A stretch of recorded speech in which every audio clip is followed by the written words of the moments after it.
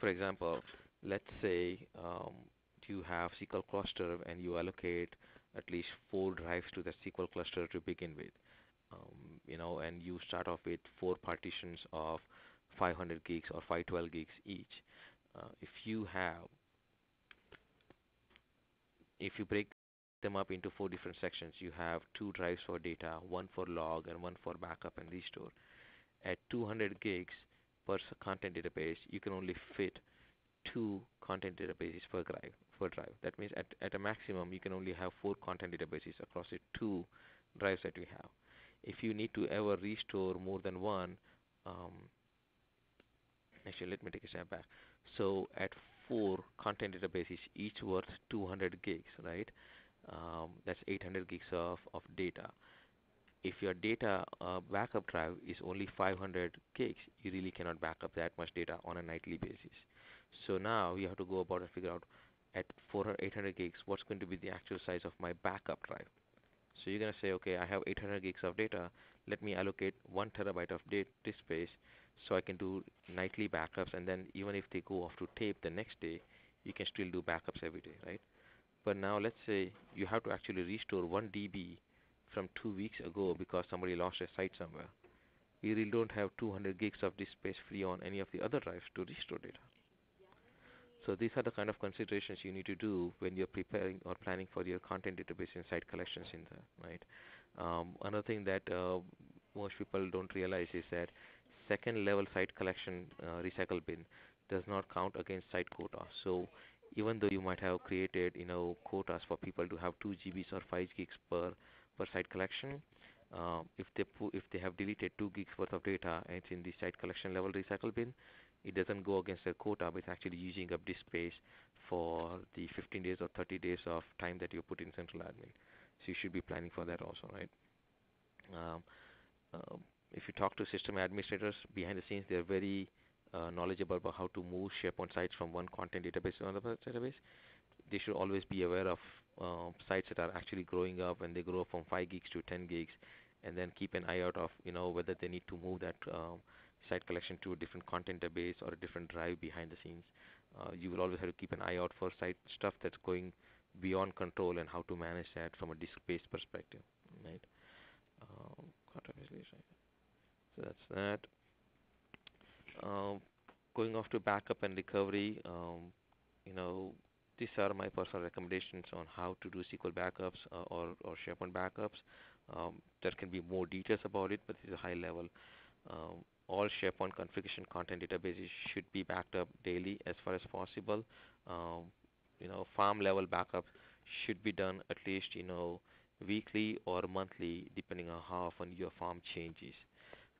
If you are a large organization and you know that people are going to be wanting to restore, item levels from, months ago, you might want to invest in Microsoft DPM or a third-party tool and use them for item level restores, because SharePoint, even with 2010, does not allow you to do item level restore. The best you can restore from is a list or library level with SharePoint out of the box. Um, you know, I would keep these as schedules, uh, daily, weekly, or monthly for farm. If you are using a third-party utility, do weekly incrementals. I'm sorry, that was supposed to have been weekly full and daily incremental backups. At any point in time, depending on SLA, you might want to keep at least 2 to 4 good backups on disk for easy recovery, because it takes time to get information from tape and then bring it back into disk. And depending on how important your SharePoint sites are going to be, it will affect your SLAs internally for how long does it take to restore information. Disaster recovery is a big topic by itself.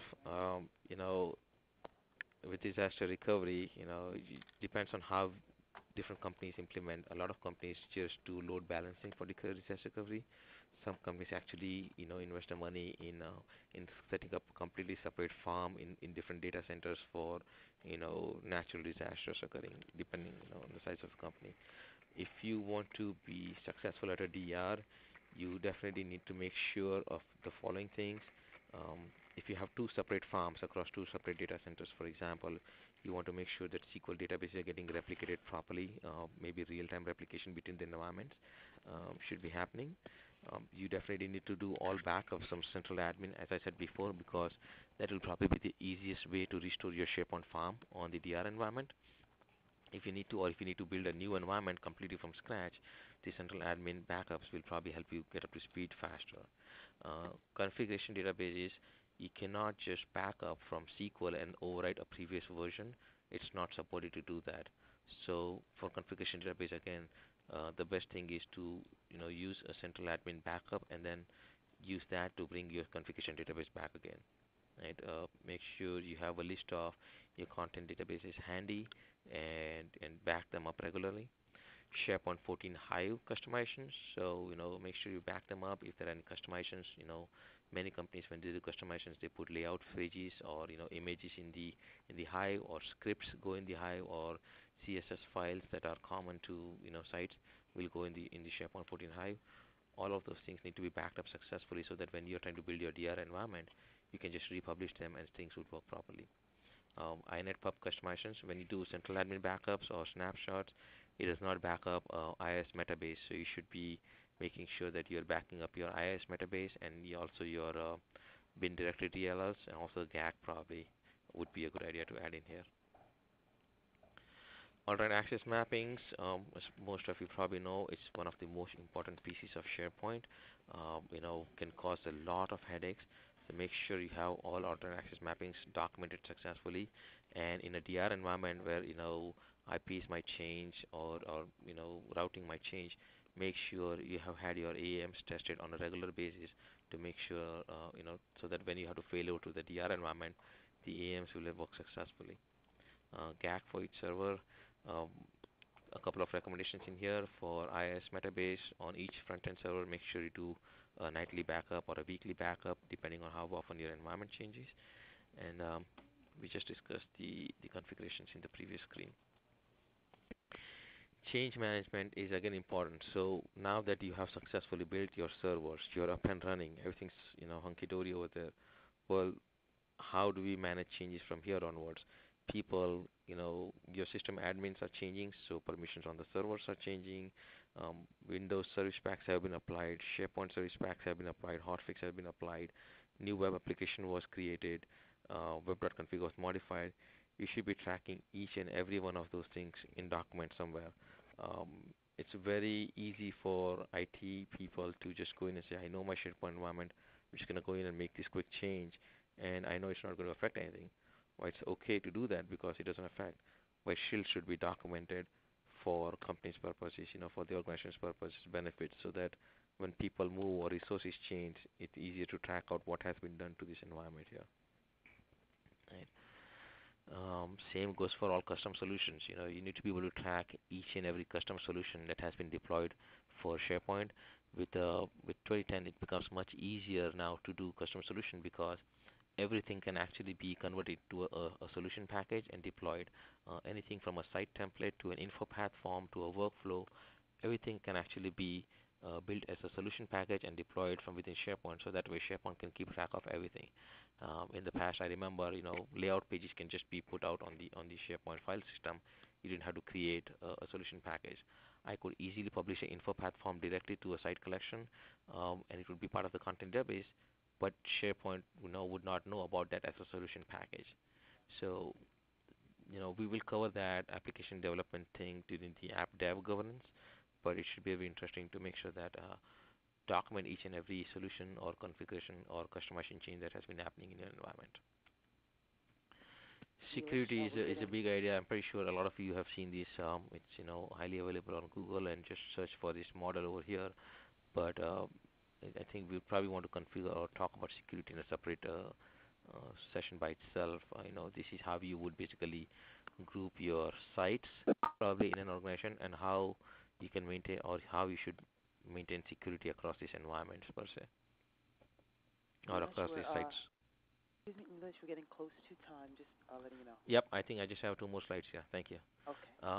The final 2 slides here are, if you are managing different environments, dev, UAT, production kind of thing environment, try to make sure that different service accounts are being used. That from a server build perspective, that all servers have the same kind of build, right? The same operating system, the same, if possible, disk configuration.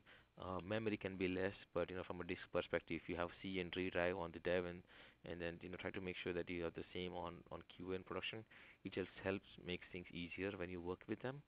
Um, it is never ever going to be possible for you to have all three of them at the same schema level. Generally speaking, because when a new hotfix comes out or when a new service pack comes out, we'll probably try that in the dev environment first, and then QA and production. So at any point in time, there'll be at least one environment that's out of sync with the other ones from a schema perspective, potentially. But try to mimic them as much as possible, and obviously go through all testing before you go from dev to QA to production environments, right? And document all these SharePoint feature sets and solutions. But if you're implementing third-party solutions or custom solutions, make sure they're the same across all three versions. Definitely, especially production QA in terms of version information. I know Jamie said a lot of things. I have a few slides here. I'm pretty sure the slide will be available, but I have some highlighted information on all the documentation that we should be doing as part of governance. It's just floor slides, and I'm not going to go into each one of these, but feel free to look this up and document all of this information in your farm, for your farm. That's about it. Thank you for listening to a highlighted segment of SharePoint Shop Talk. Join us live and ask your own questions every Thursday, 12:30 to 1:30 p.m. You may also join our group on LinkedIn at SharePoint Shop Talk. That's our group name. And we hope that you can join us. We look forward to the continued sharing of SharePoint knowledge.